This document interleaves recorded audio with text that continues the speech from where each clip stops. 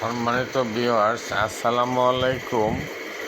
আমি অবসরপ্রাপ্ত বিজেপি সদস্য নায়েব সফদর মোহাম্মদ নুরুল আলম বানারীপাড়া উপজেলা স্বাস্থ্য কমপ্লেক্সে আসছি রক্ত পরীক্ষা করার জন্য এবং চিকিৎসা নেওয়ার জন্য।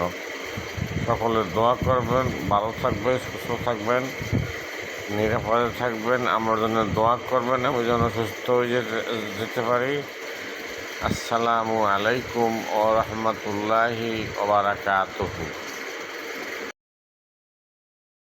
বিসমিল্লাহির রহমানির রহিম। সম্মানিত ভিউয়ার্স, আসসালামু আলাইকুম। আশা করি সবাই ভালো আছেন। দেখুন, আমার নাতিন মাইশা জাহান বৃত্তি সোনা, সে সোফার ফর্ম দিয়ে একটি পাখির বাসা বানাইছে। সেই পাখির